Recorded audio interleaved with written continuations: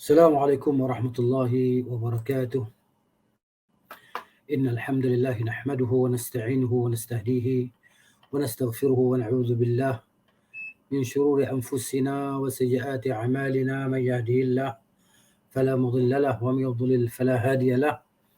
أشهد أن لا إله إلا الله وحده لا شريك له، وأشهد أن محمدا عبده ورسوله وحبيبه وصفيه من خلقه، أدى الأمانة وبلغ الرسالة ونصح الأمة وجاهد في سبيل ربه حتى أجاب مناديه.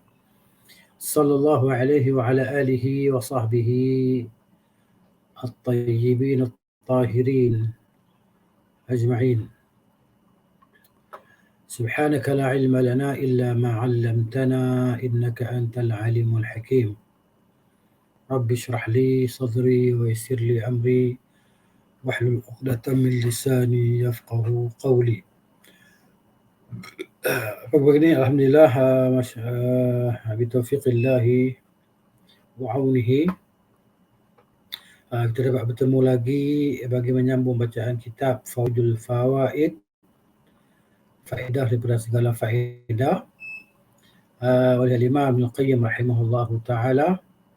Dan kita masih lagi dalam perbincangan berkenaan dengan tajuk An-Nazar ila Nata'ijil Umur, melihat kepada hasil setiap perkara, melihat kepada hasil ataupun natijah yang berlaku lah, kan, tanpa merenung kepada sebab-sebab dia.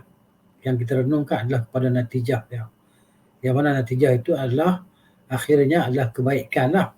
Kalau kita orang beriman, kalau kita orang yang tidak beriman, na'udzubillah, maka keburukanlah natijah dia. Dan kita dah baca lah perenggan-perenggan ni sebelum ni, yang Ibn Qayyim sebut, kita buat sorotan sikit, ulang sikit apa yang kita dah baca pada minggu lepas berkenaan dengan maslahah kebaikan diri, kan, secara umumnya, ya, maslahah diri segala umumnya ia berlaku pada perkara yang tidak kita sukai. Itu hakikatnya adalah kebaikan untuk kita, kan, dan banyak contohlah dibuat, kan. Dan secara umumnya kemudaratan diri ataupun kebinasaan diri itu berlaku pada sebab-sebab yang disukai oleh nafsu. Jadi maknanya sebagai isyarat kepada hadis Nabi sallallahu alaihi wasallam cerita tentang Allah Taala bila Allah cipta syurga, kan. Allah Taala perintahkan Jibril alaihi salam untuk pergi lihat ke syurga dan apa yang Allah sediakan untuknya. Maka Jibril pergi tengok dan dia kata, kalau macam ni semua orang akan masuk syurga. Maka Allah perintahkan supaya syurga itu dikelilingi, yakni mahfufatun bil makarih, dikelilingi dengan perkara-perkara yang tak disenangi oleh nafsu. Nafsu tidak menyukainya. Kenapa? Kerana nafsu itu ammaratun bisu'. Dia sentiasa mengajak kepada keburukan. Sebab dia tak suka benda-benda yang hakikatnya memberi kebaikan kepadanya. Begitulah sebaliknya, apabila Allah Ta'ala cipta neraka, dan Jibril pergi tengok, Allah suruh dia tengok, dia pergi tengok, maknanya dia kata kalau jadi semua tak akan masuk neraka. Maka Allah perintahkan supaya neraka itu dihiasi dengan keindahan nafsu, yang nafsu itu tertarik padanya, kan, itu neraka. Jadi itulah dia secara umumnya masalah kebaikan jiwa itu berlaku pada perkara yang dia tak sukai, nafsu itu tak suka. Dan secara umumnya kemudaratan dan kebinasaan itu berlaku pada perkara yang dicintai, disukai oleh nafsu. Dan Ibn Qayyim dah sebut, kita baca perenggan yang ni, kan, pada minggu lepas, 2 minggu lepas, maknanya disebut tentang seorang peladang, kan, seorang peladang yang dia jaga kebun dia untuk menghasilkan kebun yang baik, pohon-pohon yang baik. Maka dia rawat dengan memotong-motong ranting-ranting, dahan-dahan yang tidak berguna. Seolah-olah pada zahirnya nampak macam menyakiti pokok tu lah, kan. Begitu. Jadi mana hakikatnya adalah untuk menghasilkan buah yang baik, kan, yang segar, yang besar, yang sedap dimakan. Itu buah dia, kan. Jadi kemudian kita baca lagi, dia telah buat perumpamaan tentang seorang bapa kan yang kasihkan anaknya, terkadang dia melakukan perkara yang tak disukai oleh anak, itu hakikatnya adalah kebaikan untuk kebaikan anak tu, kan? Contohnya anak tadi dia kena ada satu penyakit dan sebagainya, perlu dipotong sebagai anggota tubuh dia. Bapa tadi dia membenarkan doktor untuk memotong anggota daripada tubuh anak tu bukan kerana dia tak sayang, tapi hakikatnya dia menyayanginya untuk menjaga masalah demi kesinambungan kehidupannya. Begitu. Baik. Jadi maka kita terus baca hari ini. Maka Allah Subhanahu wa taala yang Maha Bijaksana, Ahkamul Hakimin. Ya, setelah Ibn Qayyim sebut contoh tentang perbandingan makhluk dengan makhluk kan. Di sini Allah Taala Ibn Qayyim dia buat mana dia jelaskan kepada kita macam mana sifat keadaan Allah Taala dengan hamba-hamba dia. Jadi kata Ibn Qayyim sini rahimahullah, fa ahkamul hakimin wa arhamur rahimin wa a'lamul alamin. Okay? Jadi Tuhan yang Maha Bijaksana dan paling merahmati. Kan? Tuhan yang Maha Bijaksana daripada hamba dia yang pandai. Allah ciptakan hamba yang pandai, Allah Maha Bijaksana. Begitu Allah Ta'ala Maha menyayangi, Maha penyayang daripada hamba dia yang penyayang. Contohnya seorang ibu amat menyayangi anaknya, tapi Allah Ta'ala lebih menyayangi hambanya daripada ibu menyayangi anaknya, bahkan daripada hamba itu menyayangi dirinya sendiri. Allah menyayangi seorang hamba itu lebih daripada seorang hamba itu menyayangi dirinya sendiri. Dan Allah Subhanahu wa taala yang Maha mengetahui daripada segala yang tahu. Kan? A'lamul alimin, hamba dia yang tahu tapi Allah Maha mengetahui dengan pengetahuan yang tidak terbatas. Alladhi huwa arhamu bi'ibadihi minhum, yang dia yakni Allah Taala Maha mengasihi terhadap mereka daripada mereka mengasihi diri mereka sendiri. Wa min abaihim wa ummahatihim, begitu juga Allah sayang terhadap hambanya daripada ibu bapa hamba itu menyayangi mereka. Idza anzala bihim ma yakrahun, apabila Allah turunkan kepada mereka sesuatu yang mereka tidak sukai, kana khairan lahum, itu lebih baik untuk mereka daripada dia tidak menurunkan ke atas mereka keburukan itu. Apa yang mereka nampak perkara itu buruk, jadi baik bagi mereka bahawa Allah turunkan ke atas mereka daripada dia tidak menurunkannya ke atas mereka. Itu maksudnya. Ya, ini sebagai apa? Sebagai maknanya tilikan daripada Allah Taala, Allah Taala melihat, memandang bahawa itu baik untuk mereka. Jadi apa yang Allah turunkan itu yang mereka nampak, manusia nampak sebagai keburukan, sebenarnya ihsan. Sebenarnya itu adalah ihsan daripada Allah Taala kepada mereka. Wa lutfan bihim, dan kelembutan Allah Ta'ala terhadap mereka. Walau mukinu minal ikhtiyar li anfusihim, kalaulah manusia ni, makhluk ni diberi pilihan untuk memilih sesuatu untuk diri mereka tanpa ada pengurusan daripada Allah, nescaya mereka lemah untuk melaksanakan segala maslahah kebaikan untuk diri mereka sendiri, sama ada dari sudut ilmu pengetahuan.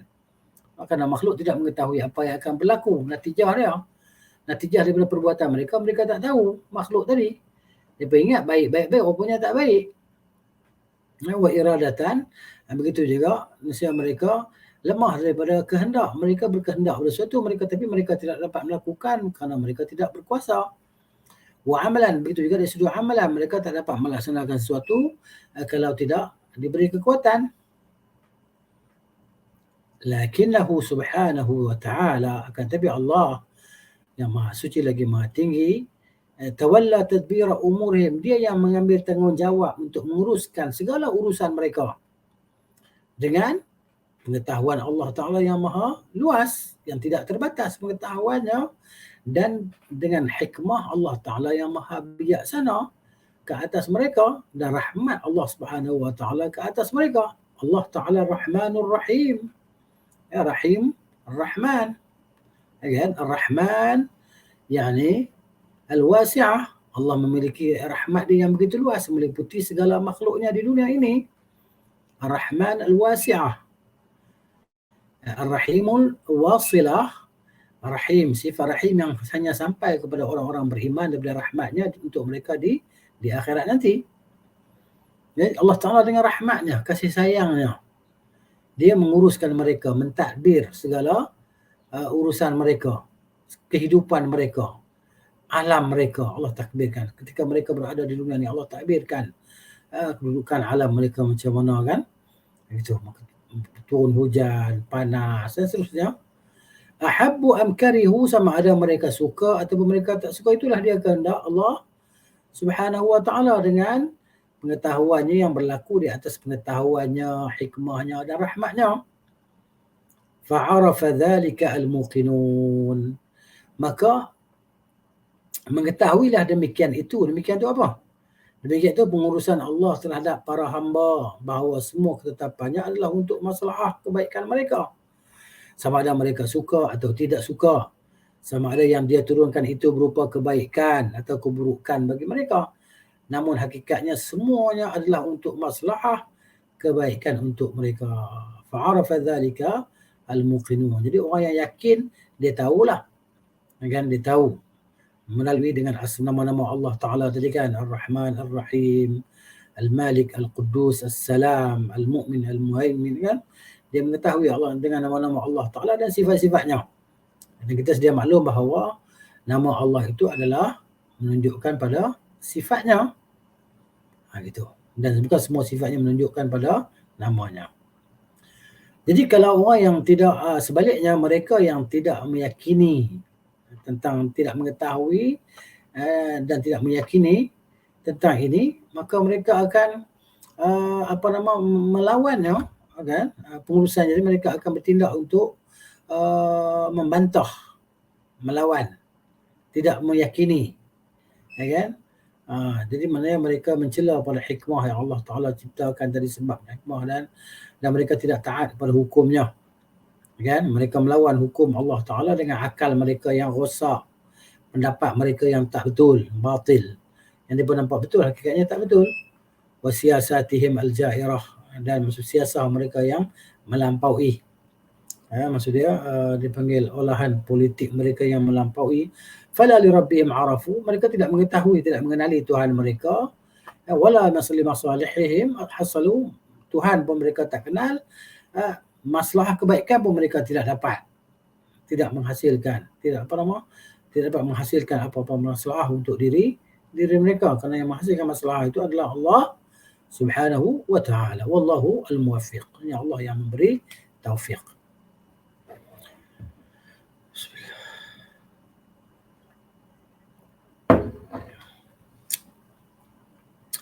Kemudian kata Ibn Qayyim lagi,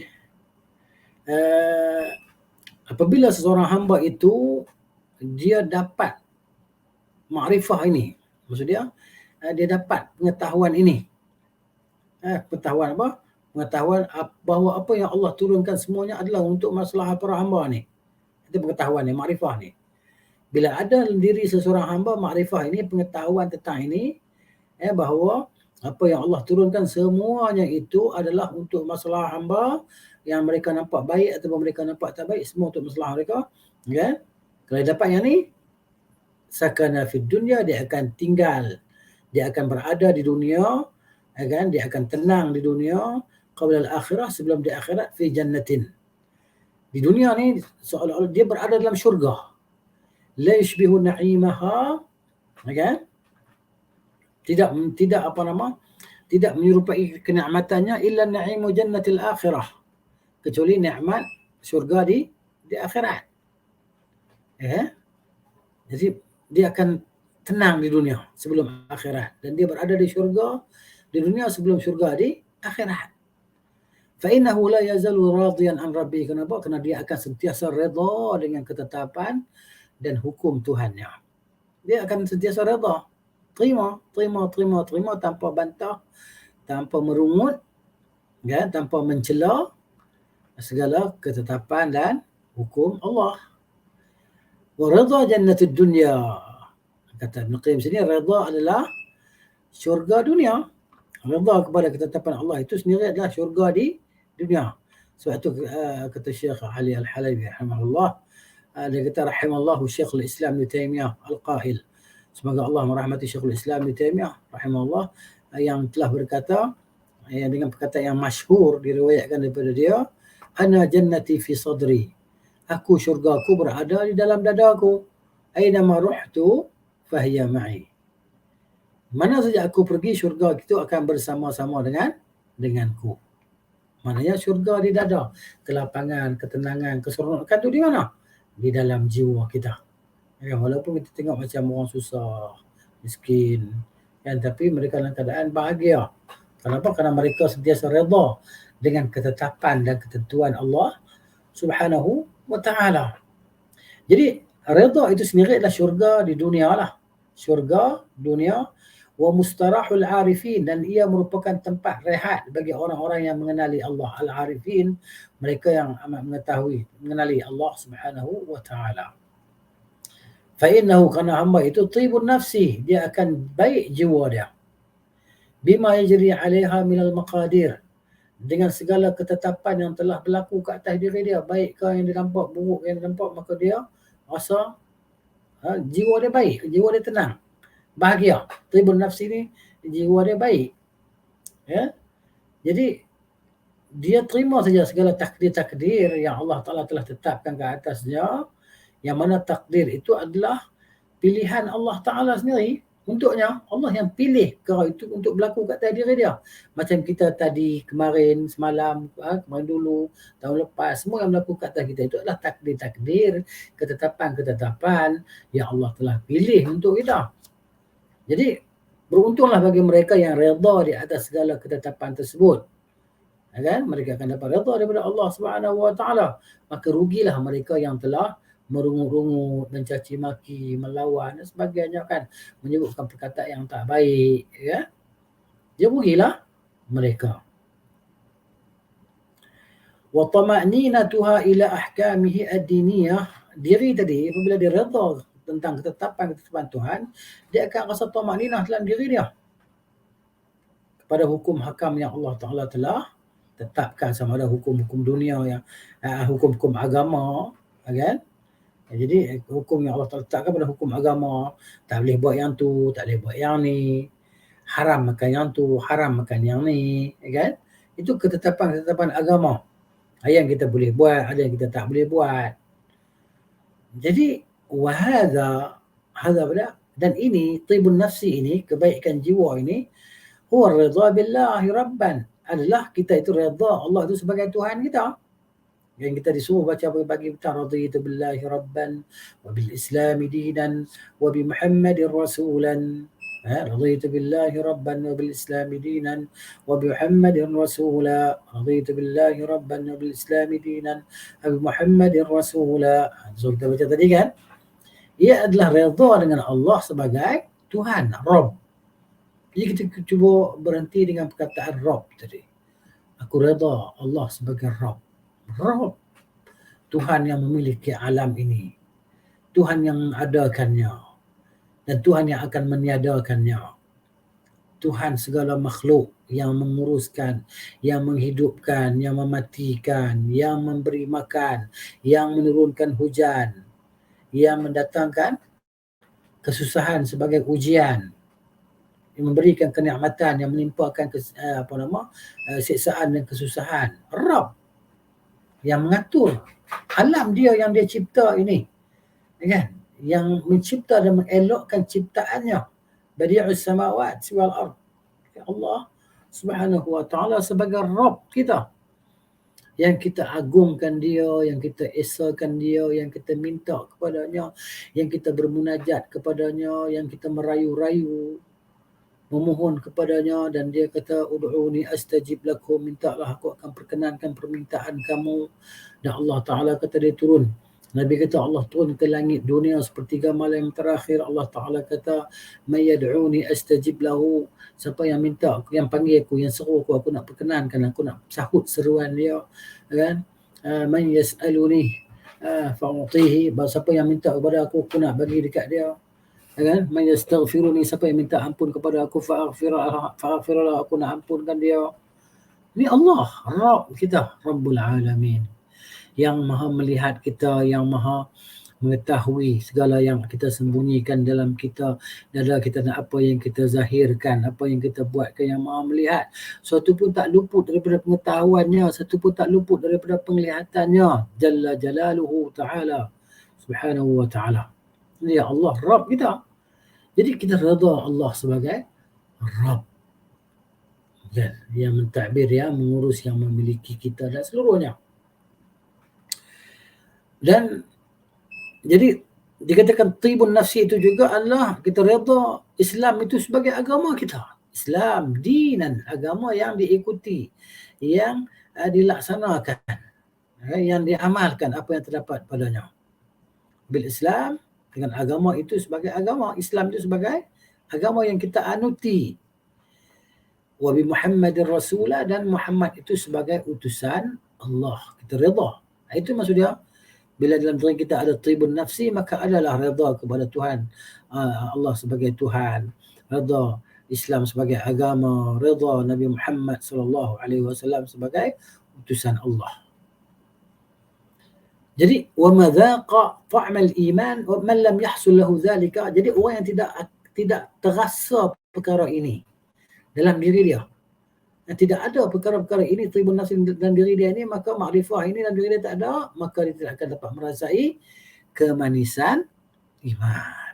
Dia nak rasa kemanisan iman ini, dia kena ada makrifah ni lah, ada pengetahuan tentang asma Allah wa sifatihi, kan, kena ada pengetahuan tentang Allah Ta'ala dengan keadilannya, kebijaksanaannya, rahmatnya. Dia melakukan segala perkara untuk hamba-hamba dia. Kalau kita tak ada nikmat makrifah pengetahuannya ini, maka kita belum merasai kenikmatan iman, kemanisan iman. Nasallallahu ta'mal iman, halawatul iman. Ya?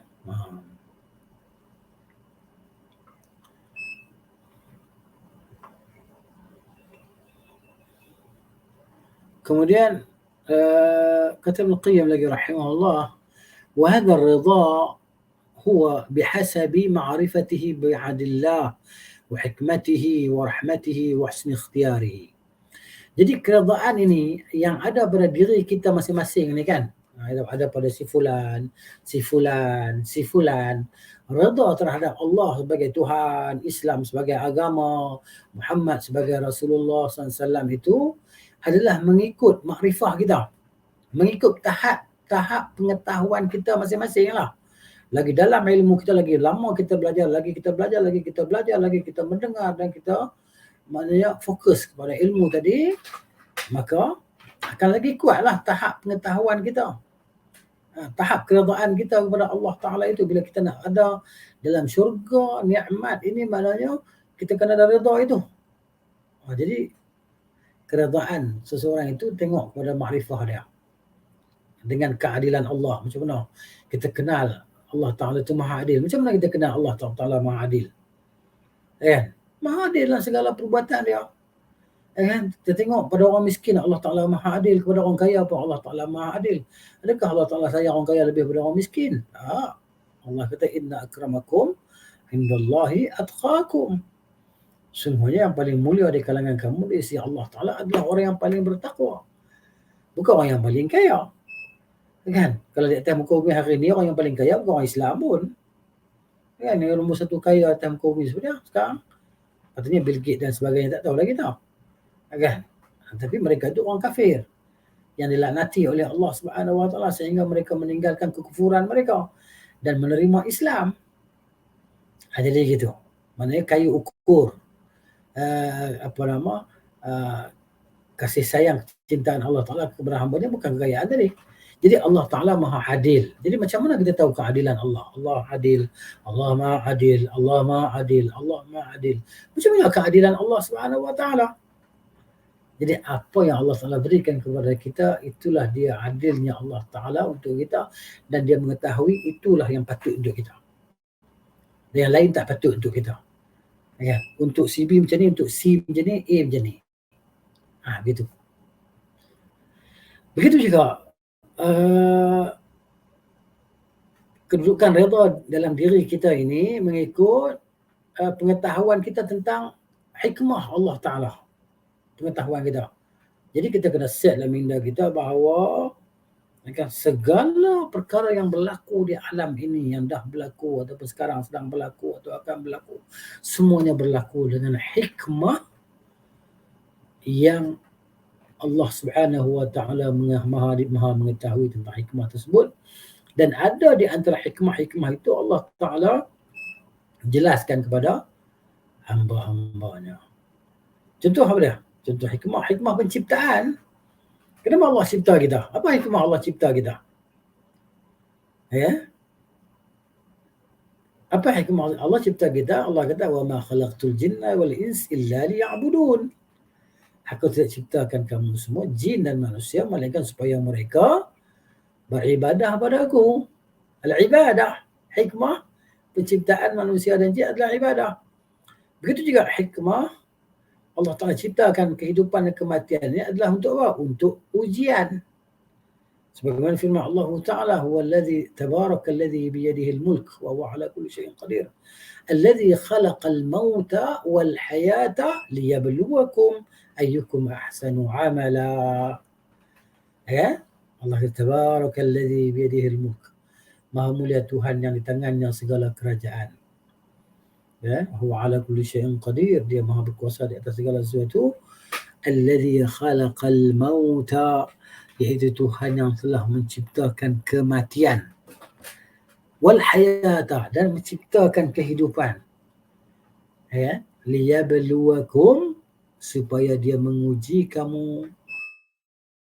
Ayyukum ahsanu amala, di manakah, siapakah di antara kamu orang yang terbaik amalannya. Allah nak uji kita. Ini dia. Okey, ini tahap redha kita tadi dalam diri kita mengikut tahap pengetahuan kita dengan hikmah Allah. Kemudian dengan tahap pengetahuan kita dengan rahmat Allah Subhanahu wa taala, kasih sayang Allah Taala. Kita berada di hari ini dan kita berada di waktu ini dan kita berada dalam keadaan begini. Ya, dalam majlis ilmu. Okey. Dan orang yang lain berada dalam keadaan dia masing-masing, berada dalam keadaan mereka yang tersendiri yang Allah telah tetapkan untuk mereka. Ini adalah rahmat Allah Ta'ala untuk kita. Rahmat Allah Ta'ala. Allah letakkan kita di kalangan orang-orang yang hendak mencari kebaikan. Di kalangan orang-orang yang menuntut kebaikan daripada sisi Allah Jalla wa'ala. Wa husni ikhtiyarihi, dan redha yang ada dalam diri kita masing-masing ni mengikut tahap pengetahuan kita dengan macam mana Allah Ta'ala tadi dia memilih sesuatu untuk kita, dan pilihan Allah Ta'ala itu sentiasa terbaik. Orang ni ditimpa sakit yang macam ni, orang ni sihat walafiat, orang ni tak ada apa nama, dia dalam keadaan macam-macam. Ni sakit berat, ni sakit ringan, ni tak sakit langsung. Jadi masing-masing Allah Ta'ala berikan kepada mereka kerana apa? Kerana husni ikhtiyarihi, kerana eloknya pilihan Allah Ta'ala untuk mereka. Ni. Jadi kita dalam pengetahuan yang begini kita akan rasa tenang, rasa lega dalam jiwa kita. Dia pakai tibun nafsi ni. Bahagia jiwa kita kan. Walaupun pada zahirnya kita pakai baju compang-camping ke apa kan. Tapi maknanya yang paling dekat kepada Allah Ta'ala adalah orang yang paling bertakwa. Yang paling mulia di sisi Allah adalah orang yang paling bertakwa. Yang darjat redha dalam diri dia tadi cukup tinggi lah. Sebab apa? Sebab dalam makrifah, pengetahuan dia terhadap keadilan Allah, hikmah ciptaan Allah, rahmat Allah, pilihan Allah yang terbaik tadi kan, dia cukup mengetahui. Maka dia berada dalam darjat yang tinggilah daripada tibun nafsi tadi, lapang jiwa. Kemudian kata Ibn Qayyim lagi, fakullama kana bidzalika a'rafa kana bihi arda. Setiap kali hamba tadi menambah pengetahuan dia tentang Allah Ta'ala, menambah pengetahuan, makrifah dia dengan hikmah Allah, keadilan Allah, rahmat Allah, kebaikan ikhtiar, pilihan Allah Ta'ala untuk dia tadi, setiap kali bertambah pengetahuan itu, maka dia akan menjadi orang yang lebih redha. Darjat keredaan itu akan naik lagi. Ya. Jadi kata Ibn Qayyim rahimahullah ta'ala, faqada'ur rabbi subhanah, maka ketentuan dan ketetapan Allah yang maha suci pada hambanya dairun, itu adalah berkisar, bainal adli wal maslahah wal hikmati wal rahmah, berkisar di antara keadilan Allah dan maslahah, kebaikan yang Allah Ta'ala kehendaki untuk mereka dan hikmah kebijaksanaan Allah Ta'ala melakukan segala perkara, warahmati dan kasih sayang Allah Ta'ala untuk hamba-hamba dia. Jadi ketetapan tujuan Allah Ta'ala tak keluar daripada ni. Adil, kebaikan, hikmah, rahmat. La yakhruju an dhalika battah, tidak akan keluar langsung daripada apa yang disebutkan tadi. Kama qala sallallahu alaihi wa alihi wasallam fi du'a'il masyhur, sebagaimana yang diucapkan oleh Nabi sallallahu alaihi wasallam dalam doa yang masyhur, yang kalau kita belum hafal, kita hafallah. Allahumma inni 'abduka. Mana ini apa nama? Rayuan mana diri kita terhadap Allah, munajat kita kepada Allah. Tuhan kita, Allahumma inni 'abduka, ya Allah sesungguhnya akulah hamba-Mu. 'Abduka, ibnu 'abdika, anak lelaki kepada hamba lelakimu. Kalau anak perempuan ibnatu lah, ibnatu 'abdika, anak lelaki ibnu 'abdika, anak lelaki kepada hamba-Mu. Dan anak lelaki kepada hamba perempuanmu. Aku adalah anak lelaki kepada hamba lelakimu dan anak lelaki kepada hamba perempuanmu. Ini pengakuan kita kepada Allah Subhanahu Wa Taala. Walaupun Allah Taala Maha mengetahui, ini adab yang Nabi SAW ajarkan kita dengan berdoa tadi. Ya Allah, semuanya akulah hamba-Mu, anak lelaki kepada hamba lelakimu dan anak lelaki kepada hamba perempuanmu. Nasiyati biyadika, ubun-ubunku berada di tanganmu. Madin fiyya hukmuka, telah berlalu padaku oleh ketentuan ketetapanmu. Kan? Mana Allah telah hukumkan kita macam ni, maknanya yang berlaku hari ni, yang telah berlaku semalam, kemarin, dulu, tahun lepas, kan? Ini maknanya telah berlalu di atas. Ia berlalu dengan apa? Berlalu dengan ketetapan hukum, ketentuan daripada Allah Subhanahu Wa Taala. Yakni hukum di sini maknanya Allah menjadikan perkara yang berlalu itu, kan, adalah hukum dan al-adl bagi al-qada. Jadi yang berlalu itu adalah hukum, yang adil itu pada qada dan ketetapan Allah Taala. Jadi yang hukum ni maksudnya umum lah. Hukum ni umum. Segala yang baik ke yang tak baik bagi kita rasa tak baik, semua itu berlaku. Dosa ke pahala ke semua yang berlaku tadi, kan, telah berlaku tadi, mana itu hukum yang Allah Taala tuliskan bahawa dia hukum kita hari sekian-sekian, kemarin dulu kita telah buat dosa sekian-sekian, semua kita buat pahala sekian-sekian. Allah Taala dah hukum. Itu. Adapun qada ni maknanya dia kata berlaku pada keadilan. Ya. Jadi adil fiya qada'uka, segala apa yang Allah dah tetapkan itu adalah adil bagi kita. Hukum yang engkau telah sempurnakan dan telah laksanakan atas hamba-Mu. Ini adalah keadilan darimu padanya. Itu. Beza antara hukum dan qada' ni ada sedikit perbeza lah. Dia antara khusus dan umum. Yang ni hukum dia meliputi perkara yang tak diliputi oleh qada', dan qada' meliputi perkara yang tak diliputi oleh hukum. Dia ada penjelasan dia lah. Jadi tentu ada makna berbeza. Bila sebut dua perkataan dalam satu ayat, satu jumlah tu kan, madin fiyya hukmuka. Jadi ya, hukum ni sesuatu yang telah berlalu, yang telah kita ketahui bahawa telah berlaku pada diri kita, kan? Dan pada apa saja itu hukum. Qada' ni maknanya semua yang berlaku itu berlaku di atas dasar adilnya Allah Ta'ala ke atas hamba-hambanya. As'aluka, aku mohon kepada engkau, bikulli ismin huwa laka, dengan segala nama bagimu. Allah Ta'ala memiliki nama-nama yang teramat banyaklah. Yang disebut kepada kita itu hanya sebahagian saja. Nama-nama Allah Subhanahu Wa Ta'ala, ada nama-nama yang Allah Ta'ala tak bagi tahu kita. Kan? Jadi apa yang Allah beritahu kepada Rasulullah sallallahu alaihi wasallam itu Rasul akan jelaskan kepada kita lah. Apa yang Allah tak beritahu kepada Rasul tak boleh jelas kepada kita, kan? Rasul tahu pun Allah Ta'ala yang bagi tahu sallallahu alaihi wasallam. Jadi aku mohon kepada engkau dengan nama, segala nama bagimu. Samaita bihi nafsaka, nama yang telah engkau namakan dengannya akan dirimu. Au anzaltahu fi kitabika, ataupun engkau apa yang engkau telah turunkan nama tersebut dalam kitab engkau.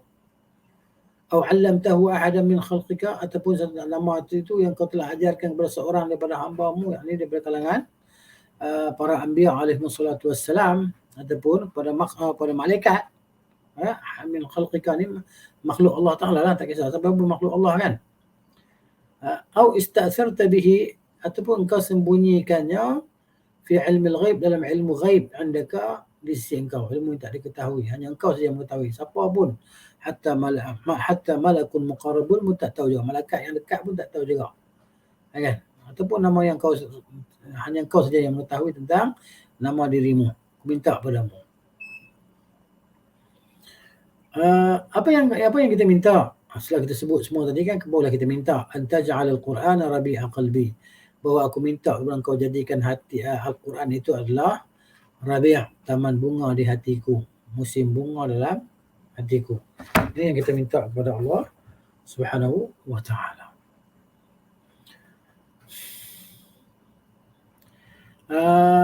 Wa nura sadri, dan aku mohon kepada engkau jadikan Al-Quran itu nur, cahaya di dadaku. Jadi maknanya kan, kita takutlah bahawa kita ni kalau tak rasa nak baca Quran, macam tak ada minat nak baca Quran, kita bimbanglah bahawa nur tak masuk ke dada kita, cahaya tu tak masuk ke dada kita kan. Jadi kita takutlah. Sebab tu kita kena berdoa macam ni selalu supaya kita ni jadi gemar baca Al-Quran, sentiasa baca Al-Quran pagi petang kan. Jadi begitu. Jadi supaya apa? Supaya Quran tu tidak hanya ada di rumah kita tanpa dibaca kan. Jadi begitu kita doa. Sebab Allah jadikan Quran tu cahaya dalam dada kita, cahaya petunjuk. Wa jala'a huzni, dan wa jala'a hazani, kan? Dan menghilangkan kesusahanku. Hazan ni maknanya susah. Kalau huzun, duka cita, kan? Apa maknanya? Hazan ni kepayahan. Kau hilangkan kepayahanku, kesusahanku. Wa dhahaba hammi, dan menghilangkan kesulitanku. Wa ghammi, dan gham ni maksudnya kesempitan jiwaku. Dia minta Allah hilangkan kesempitan jiwa, kepayahan hidup dari dengan Al-Quran ni lah.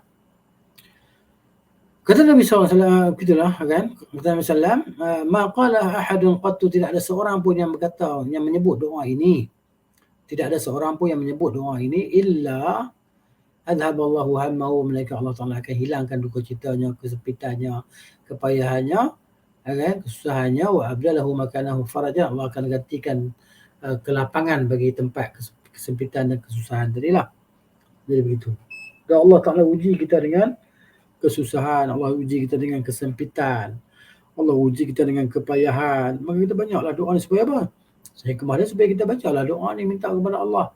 Allahumma inni abduka ibnu abdika ibnu amatika nasiyati biyadika madin fiya hukmuka adlun fiya qada'uka as'aluka bikulli ismin huwa laka sammaytahu bihi nafsaka أو أنزلته في كتابك أو علمته أحدا من خلقك أو استأثرت به في علم الغيب عندك أن تجعل القرآن ربيع قلبي وذهاب همي ونور صدري وجلاء حزني وذهاب همي وغمي.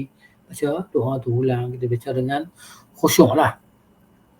Kita minta, mohon kepada Allah Subhanahu Wa Taala dengan sepenuh jiwa kita, sepenuh perasaan kita, bahawa kita ni nampak diri kita teramat berhajat kepada Allah Subhanahu Wa Taala, teramat memerlukan kepada pertolongan Allah Subhanahu Wa Taala, bimbingan dan panduan petunjuk daripada Allah Subhanahu Wa Taala.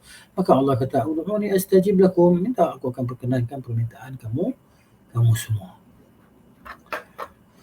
Jadi begitu, Allah akan ganti kesempitan tadi dengan kemudahan dan kelapangan. Qalu, para sahabat bertanya, kan, afala nata'allamuhunna ya Rasulullah, boleh tak kami belajar dengan doa ini ya Rasulullah?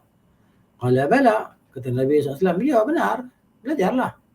Yang bagi liman yasma'uhunna ayata'allamahunna, bagi sepatutnya bagi mereka yang mendengar tentang doa ini untuk belajarnya, untuk mempelajarinya dan mengamalkan doa ini.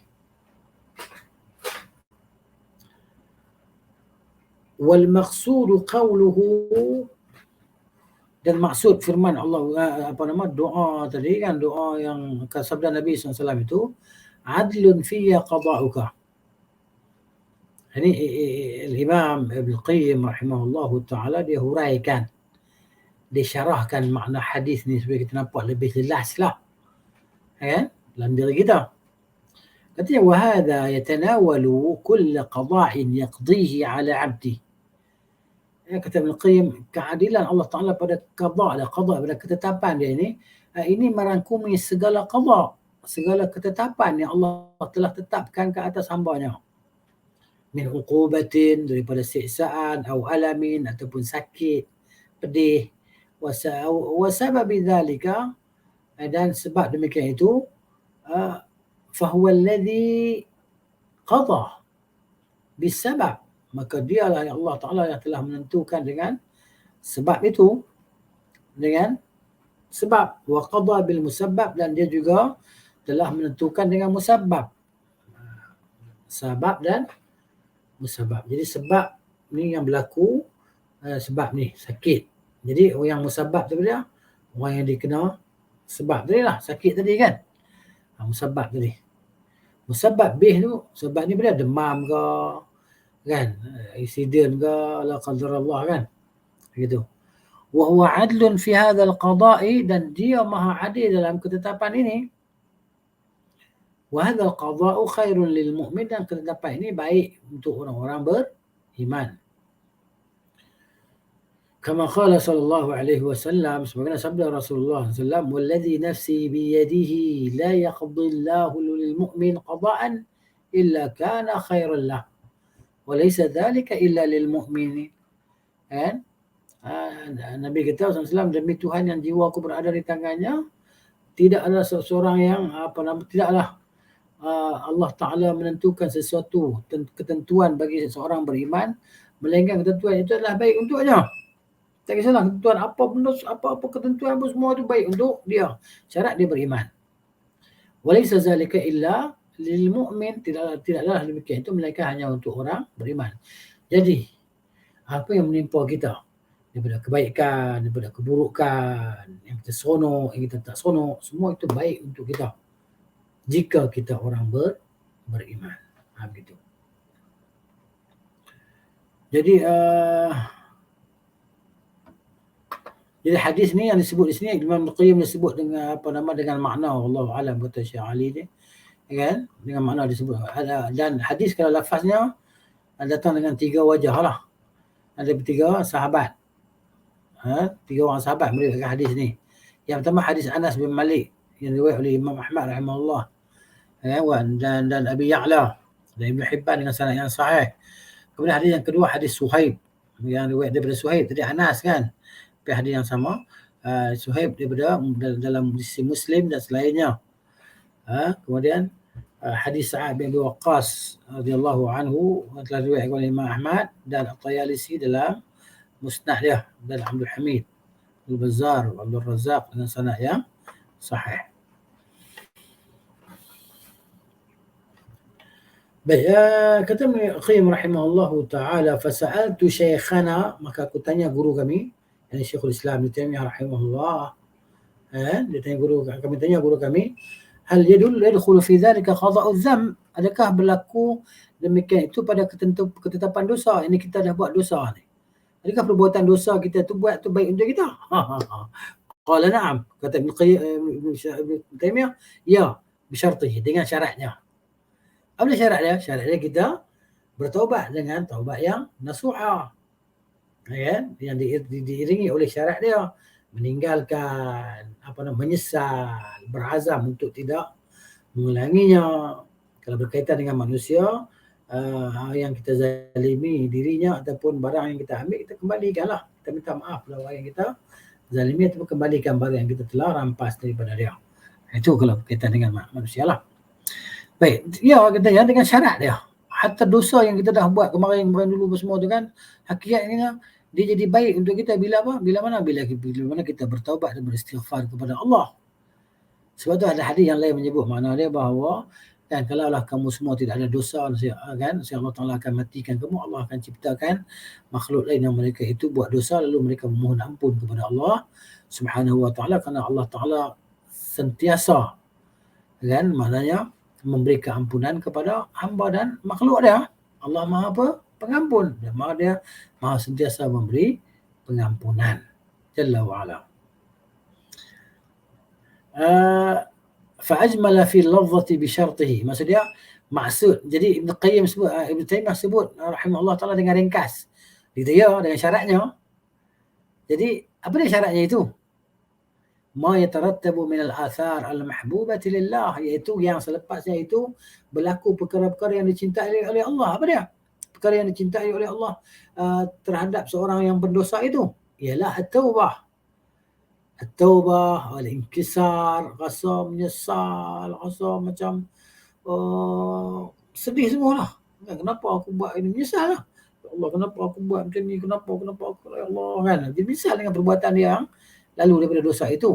Wan nadam, inkisar ni mesti rasa patah jiwa macam tu kan, dengan sebab perbuatan dia sendiri daripada kesalahan, kemudian menyesal, wal khudu' dan merendahkan diri kepada Allah Ta'ala, az-zul, menghinakan diri dia kepada Allah, wal bukai, dan menangis, wa ghairi zalika, dan selain demikian itu syarat dia. Nah, jadi dosa itu sebagai baik untuk dia tadi. Ya. Jadi sebab tu disebut apa segala apa tadi adalah daripada Allah Subhanahu Wa Taala, kebaikan untuk hamba dia, makhluk dia. Begitu. Dan itu hanya untuk orang beriman. Orang kafir tak adalah nikmat ni. Dia kena masuk Islam dululah. Begitu.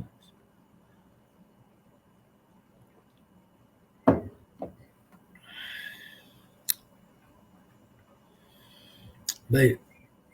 Yang ke-16 fasal tafsir wa asa an takrahu syai'an wa huwa khairul lakum, dan barangkali kamu tak suka suatu perkara dia baik untuk kamu.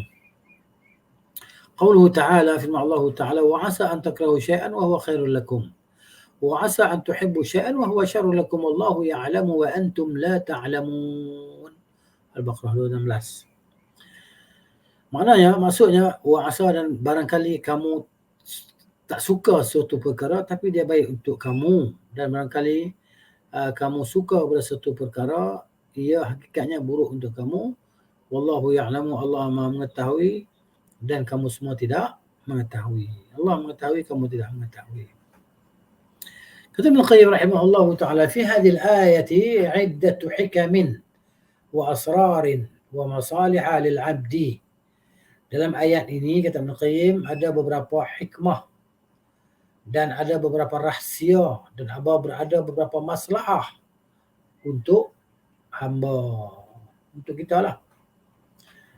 فَإِنَّ الْعَبْدَ إِذَا عَلِمَ أَنَّ الْمَكْرُوهَ قَدْ يَأْتِي بِالْمَحْبُوبِ, kerana sesungguhnya seorang hamba apabila dia mengetahui bahawa sesuatu yang tak disukai itu akan mendatangkan, terkadang dia membawa sesuatu yang disukai, sesuatu yang disenangi oleh jiwa, wal mahbuba, dan kalau seorang hamba ni apabila dia mengetahui bahawa yang dia sukai itu mungkin akan mendatangkan keburukan. Kalau dia tahu, lam ya'man an tuwafiyahu al-madarratu min janibil masarrah. Kan? Dia tidak akan merasa aman. Kan? Bahawa kemudaratan itu akan sampai kepadanya. Kan? Dia tak akan merasa aman. Kemudaratan itu akan sampai kepadanya daripada sudut kau yang dia sukai tadi.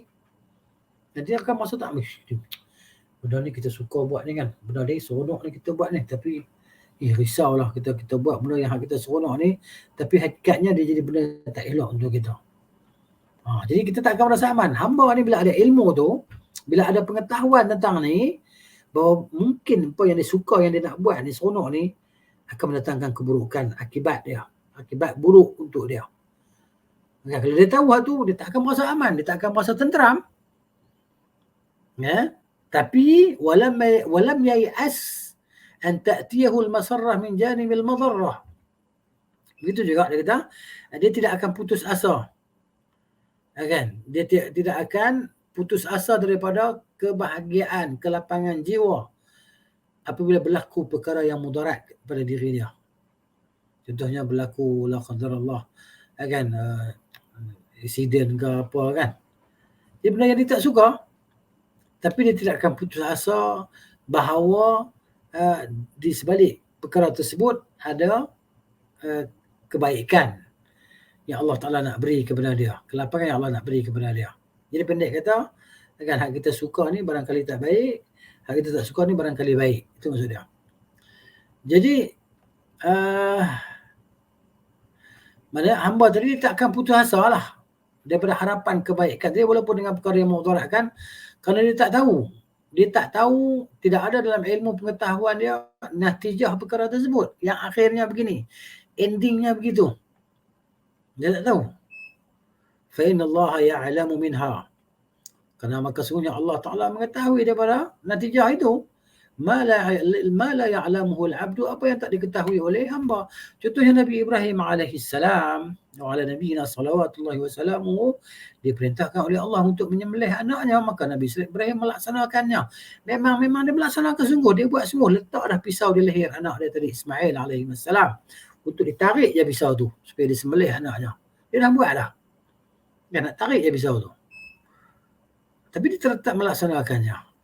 Kerana Allah Ta'ala maha mengetahui apa yang tak diketahui daripada hamba tersebut. Ini kalau ada benar dalam diri kita, maka itulah dia kekuatan jiwa. Itulah dia kelapangan. Itulah dia kemanisan dan kenikmatan iman. Jadi, aujaba lahu zalika umuran. Wa aujaba, dan wajiblah baginya demikian itu. Oleh demikian itu akan beberapa perkara lah. Kan? Kalau hamba ni tahu. Kalau hamba dia tahu, ada ilmu dalam diri dia bahawa benda yang dia tak suka itu barangkali baik untuk dia, di sana ada kebaikan untuk dia, kan? Jadi manakala orang tu beriman, pasti segalanya ada kebaikan untuk dia. Kalau hamba ni tahu, maka wajiblah demikian itu baginya beberapa perkara itu mewajibkan ke atasnya beberapa beberapa perkara diwajibkan ke atasnya apabila dia tahu yang demikian. Yang pertama, imtisalul amr, kan? Melaksanakan perintah Tuhan. Suka ke tak suka ke kena laksanakan, kerana sebaliknya ada kebahagiaan dan kebaikan. Minha, di antaranya, annahu la nafa'a lahu min imtisal al-amr wa in shaqqa alayhi fi al-ibtida' لأن عواقبه كلها خيرات ومسرات ولذات وأفراع وإن كرهته نفسه فهو خير لها وأنفع. Apa cerita dia? Di antaranya bahawa tidak ada manfaat baginya bila dia melakukan perkara tersebut. Perintah tersebut bagi dia nampak macam tak ada manfaat apa. Walaupun susah pada awalnya dia melaksanakannya. Kan? Perkara perintah tadi kan. Macam Nabi Ibrahim AS tadi lah. Jiwa tadi kan, nafsu tadi. Tapi kerana apa? Kerana awaqib dia, kesudahan dia itu semuanya baik, bahagia, manis, lazat, kegembiraan. Ya? Walaupun nafsu tu benci, tak suka, maka ia itu baik untuk nafsu tu. Melaksanakan perintah Tuhan itu baik untuk nafsu itu. Dan itu bermanfaat baginya hakikatnya. وكذلك لا شيء أضر عليه من ارتكاب النهي. Dan seperti demikianlah, tidak ada sesuatu yang lebih memudaratkan ke atasnya daripada melakukan dosa larangan. Wa in haywathu nafsuhu wa mal, walaupun nafsu dia cenderung kepadanya. Nafsu ni mendorong dia memberontak nak buat maksiat tadi, dia cenderung kepadanya. فإن عواقبه كلها آلام وأحزان وشرور ومصائب. Walaupun nafsu tu nak meronta-ronta nak kepada benda larangan tadi kan, tapi hakikat dia, awaqib dia, kesudahan dia, natijah dia, semuanya adalah kesakitan, kesedihan, keburukan, musibah, segala musibah. Ini dia.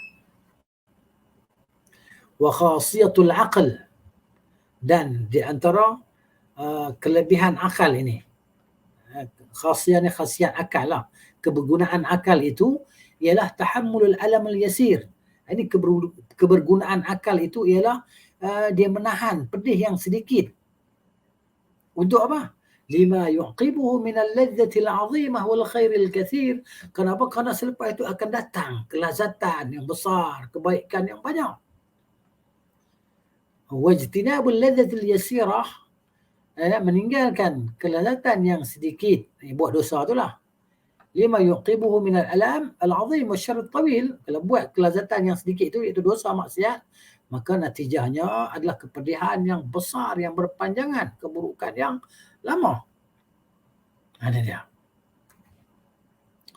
Jadi fanadharul jahili la yujawizul mabadiya ila ghayatiha wal aqilul kayyisu daiman yanzuru ila al-ghayat min wara'i suturi mabadiha. Jadi orang yang jahil dia melihat, penglihatan dia tidak mencapai kepada hasil. Terlindung, kenapa dia jahil? Ya kan? La yujawiz al-mabadiya ila ghayatiha, maksudnya tidak boleh melepasi pun permulaan tadi sampai kepada ending dia. Itu pandangan orang jahil. Orang jahil ni tengok hari ni je lah, dia tak nampak jauh lah. Adapun orang yang bijak, berakal, sentiasa melihat kepada matlamat natijah, melihat kepada ghayah dia, hasil dia. Kan di belakang tabir permulaan tadi. Walaupun dia nampak susah sekarang, susah sekarang, tapi hakikatnya kenikmatan yang berpanjangan. Fayara min wara'i tilka sutur min al-ghayatil mahmudati wal madhmumah. Jadi orang yang berakal, orang yang bijak, yang berilmu tadi, dia akan melihat sampai kepada sebalik tabir sana daripada natijah yang baik, dan natijah yang tak baik boleh nampak juga. Kalau buat macam ni tak baik, natijah dia. Buat macam ni natijah dia baik. Kan? Fayara al-manahiyah, maka dia melihat larangan-larangan itu kata'amil ladhiz, kan, seperti makanan yang sedap. Larangan-larangan itu apa dia? Adalah seperti makanan yang sedap. Qad khulita fihi summun qatilun, tapi bercampur dengan racun yang membunuh. Fakullama da'anhu ladzatuhu ila tanawulihi, setiap kali nafsu dia kata, makanlah sedap, nampak tu. Nampak sedap tu, nampak nikmatnya, sedapnya. Nahahu ma fihi minas sum, maka akalnya akan melarangnya daripada memakan perkara tersebut kerana padanya ada racun. Wa yara al-awamira, maka dan dia melihat, orang yang berakal, yang bijak, berilmu tadi melihat segala perintah Allah Ta'ala kadawain karihin, seperti mana ubat yang pahit, yang busuk. Ubat tapi busuk, pahit. Kan, karihil madhaqi, rasa pahit tak sedap. Mufdin ilal afiyah, tapi dengan pahit tadi dia akan jadi sihat. Kan, syifa, kesembuhan. Wa kullama nahahu karahatu madhaqihi an tanawulihi amarahu naf'uhu bitanawul. Setiap kali ketidaksukaan kepada rasa yang pahit tadi, ubat tadi, jadi rasa tak suka tu akan menegah dia daripada mengambil ubat tadi, tapi akal yang bijak sana tadi akan menyuruh dia mengambil ubat itu kerana itu bermanfaat dan memberi kebaikan kepadanya. Ini dia. Walakin hadha yahtaju ila fadlin ilmin. Ini berhajat, akan tapi kata Ibn Qayyim, ini berhajat kepada ilmu lah, kelebihan kurniaan ilmu daripada Allah Ta'ala, yang kita boleh melihat segala natijah dan hasilnya tadilah daripada awal dan akhirnya, dan kekuatan kesabaran yang akan menekan diri tadi untuk menanggung kepayahan dalam melalui perkara tersebutlah untuk mencapai kepada ghayah ataupun matlamat dia. Apabila hilanglah keyakinan dan kesabaran, maka tak bolehlah, dia akan tak dapatlah untuk mencapai ghayah yang matlamat yang baik tadi. Apabila kuat yakin dia dan sabar dia, jadi segala perkara musibah-musibah itu jadi mudah, jadi remeh bagi dia, dan dia akan dapat melaksanakannya. Dan kenapa? Kerana dalam menuntut kebaikan yang berpanjangan dan kelezatan yang abadi. Kemudian tafwid ila Allah, penyerahan diri kepada Allah Subhanahu wa ta'ala. Jadi kita sampai di sini dulu lah. InsyaAllah nanti kita sambung lagi lah bacaan buku ini yang memberi kepada kita banyak kelebihan lah dan manfaat tadi, insyaAllah ta'ala. Apa yang baik daripada Allah Subhanahu wa ta'ala, salah silap itu kesilapan saya dan kejahatan syaitan. Aqulu qawli hadha astaghfirullahal azim li wa lakum wa li sa'iril muslimin wal muslimat, nastaghfiruhu innahu huwal ghafurur rahim. Subhanakallahumma wa bihamdika asyhadu an la ilaha illa anta astaghfiruka wa atubu ilaik. Assalamualaikum warahmatullahi wabarakatuh.